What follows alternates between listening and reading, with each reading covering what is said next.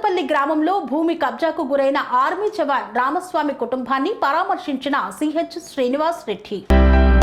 సిద్దిపేట జిల్లా అక్బర్పేట భూంపల్లి మండలం చౌదరపల్లి గ్రామంలో భూమి కబ్జాకు గురైన ఆర్మీ జవాన్ రామస్వామి కుటుంబాన్ని దుబ్బాక నియోజకవర్గం సిహెచ్ శ్రీనివాస్ రెడ్డి పరామర్శించారు. వారి భూమి రక్షణ కోసం నేను ఎప్పుడూ మీకు అండగా ఉంటానని తెలిపారు. అదేవిధంగా ఈ భూమికి సంబంధించిన విషయం గురించి రాష్ట్ర రెవెన్యూ శాఖ మంత్రితో మాట్లాడి త్వరలోనే మీ సమస్య పరిష్కారం చేస్తానని భరోసానిచ్చారు. దేశం కోసం, దేశ పౌరులు భద్రత కోసం పాటుపడుతున్న జవాన్ కుటుంబాన్ని మేము ఎల్లప్పుడూ గుర్తు పెట్టుకుంటామని, దేశ రక్షణలో భాగంగా పోరాటం చేస్తున్నటువంటి జవాన్ భూమిని కొందరు భూ కబ్జాదారులు గుంజుకుంటే ఊరుకునే ప్రసక్తే లేదని హెచ్చరించారు. నమస్తే అన్న, థ్యాంక్ యూ. మీరు బార్డర్లో చేస్తున్నారు. మేమందరం ఈరోజు స్వేచ్ఛగా తిరుగుతున్నామంటే మీలాంటి వాళ్ళ త్యాగమే అది. నేను ఆల్రెడీ మినిస్టర్ గారితో మాట్లాడినా, మీ పాస్బుక్ ఇప్పించే బాధ్యత నాది. నువ్వేం రంది వాడకు, ఏదైనా ఇష్యూ ఉంటే నాకు ఫోన్ చేయి ఇమ్మీడియట్. నువ్వేం రంది వాడకు, పేరు నేను అమ్మ నాన్న కూడా చెప్పినా, ఖచ్చితంగా పొద్దున మినిస్టర్ గారితో మాట్లాడినా ఇమ్మీడియట్ కలెక్టర్ గారితో ఎంక్వైరీ చేయించి నీకు పాస్బుక్ ఇప్పించే బాధ్యత నాది. థ్యాంక్ యూ మా. ఓకే, థ్యాంక్ యూ రావు. ధరణి వచ్చిన వరకు ఎగిరిపోయింది.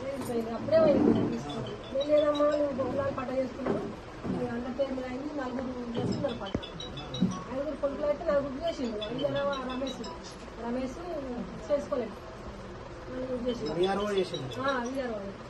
చింతమడకాయ చేసిన రమేష్ ఆయన చేసిండు. అలాగే వాళ్ళు అన్న తమ్ముడు అన్నట్టు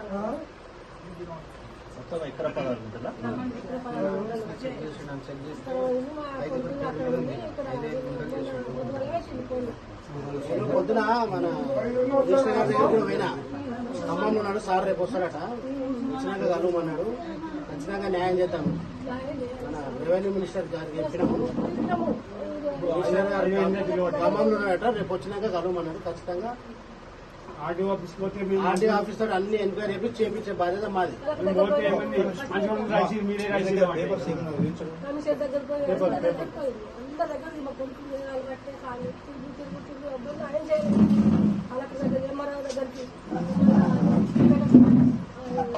మేము రందివాడలో ఖచ్చితంగా మీ భూమి ఏదైతుందో మీకు దక్కాల్సిన బాధ్యత ఉన్నది. ఖచ్చితంగా మాది జాగాలి ఎక్కడి అంటాడు, మాది జాగాలి.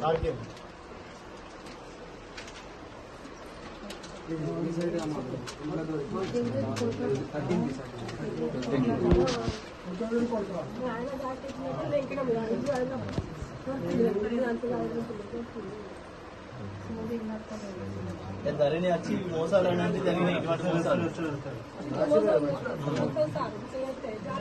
ఏమేమేమో ఖచ్చితంగా నేను రేపు పొద్దున కలెక్టర్ మాట్లాడి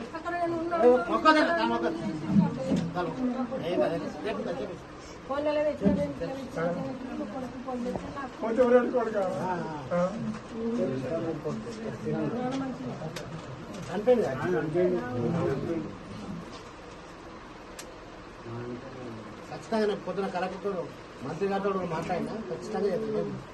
దాని వాడికి ఏదైనా ఉంటే నాకు ఫోన్ చేయండి, నంబర్ తీసుకున్నాను, నేను చెప్పిస్తాను.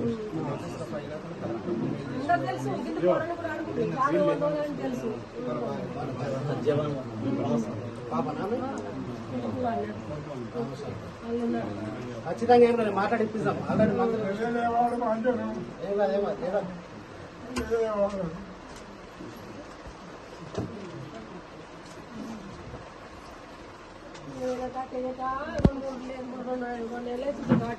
మీకు ఏమొస్తాయి, ఊరు పిలిపించినాము, సర్పంచ్ గారు పిలిపించింది, రాలేదు. మేము చేసినాం, లాయర్ దగ్గరికి తిరిగినా కానీ లాస్ట్ వేసి కబ్జాలు అయితే మీరే ఉన్నారు. తప్పండి, మా భూమి దగ్గర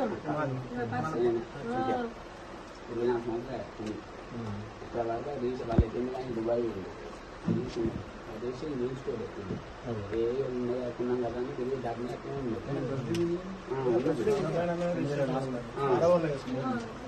చేయించుకోవాలి, అట్లా ఉంది. దాన్ని వాళ్ళు మళ్ళీ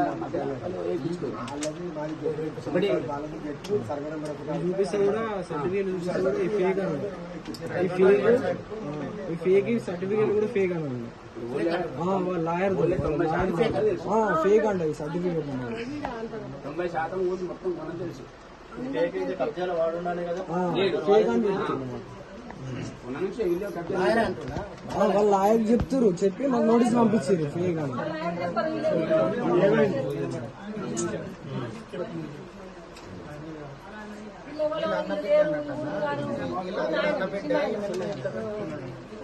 ఏమంటాడ ఆయన మా ఊరే కాదని పేరు గెలిపి మా జాగ్రత్త నాదంటున్నాడు చెప్తాడు. వెంకటేశ్వర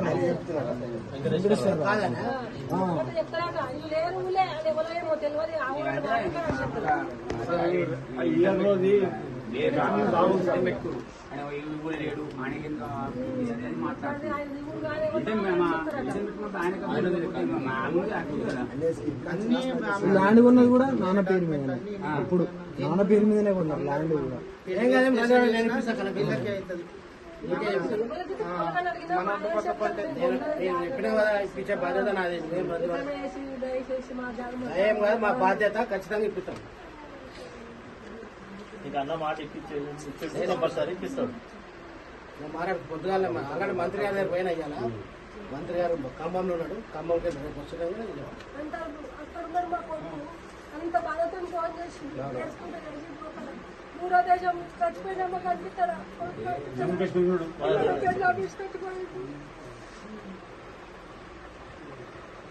ఒక మాట నా దృష్టికి వచ్చినా చెప్తాడు. లీవ్లు వచ్చినప్పుడల్లా పోయిందన్నాడు ఆఫీస్లో, పోలీస్ స్టేషన్, కలెక్టర్ ఆఫీస్ 2 సార్లు పోయింది. అది మీరు ఊర్లోనే ఇప్పిద్దాం, కంపల్సరీ ఇప్పిస్తాను. నేను ఉన్నా కదా, బాధపడాల్సిన అవసరం. తిరిగి వాడే ఫస్ట్ తిరిగింది. ఏ ప్రాబ్లం నాకు ఫోన్ చేద్దాం, నేను ఇప్పించే బాధ్యత నా నంబర్ తీసుకో. ఓకే అన్న. నేను పర్సనల్ కలెక్టర్ తీసుకోపోతా, ఎట్లా కాదు చూద్దాం.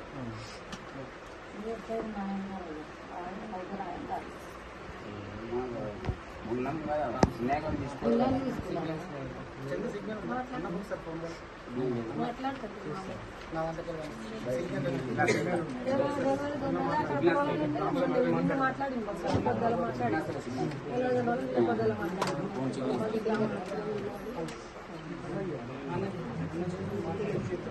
మాట్లాడు మాట్లాడి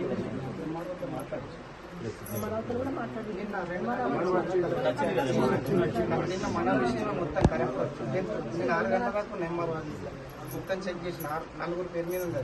5 గుంటలు ఎక్కించుకున్నాను. 4 ఒకరు 3 ఒకరు వీళ్ళకి సర్వే నంబర్ 5 మంది పేరు మీద ఉంది.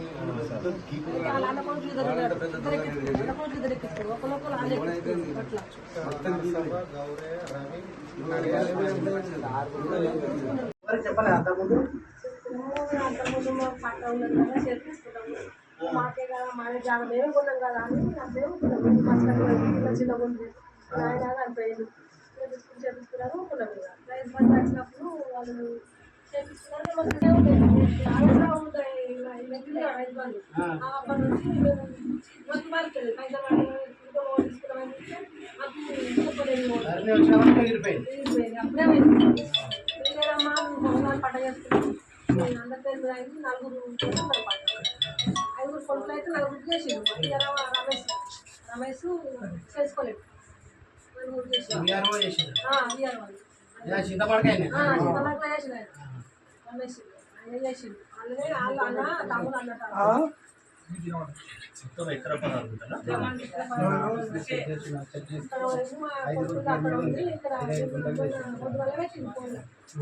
పొద్దున మన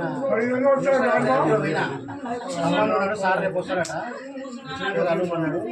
ఖచ్చితంగా న్యాయం చేద్దాం. రెవెన్యూ మినిస్టర్ గారికి చెప్పినాము. మినిస్టర్ గారు ఖమ్మంలో ఉన్నాడట. రేపు వచ్చినాక కలుమన్నాడు. ఖచ్చితంగా ఆర్డీఓ ఆఫీస్ పోతే ఆర్డీఓ ఆఫీస్ తోటి అన్ని ఎంక్వైరీ చేపించే బాధ్యత మాది. పోతే ఏముంది మంచిగా రాసి మీరే రాసిరా అంటే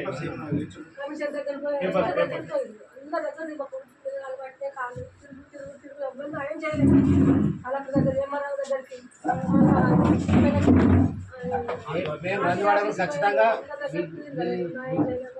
మీ భూమి ఏదైతుందో మీకు దక్కాల్సిన బాధ్యత ఉన్నది ఖచ్చితంగా. మాది ఇంకెక్కడి మాది జాగా సంతకం పెట్టమంటే మాది జాగా ఇది ఎక్కడ అంటారు మాది జాగా ఇది ఎక్కడిది అంటాడు.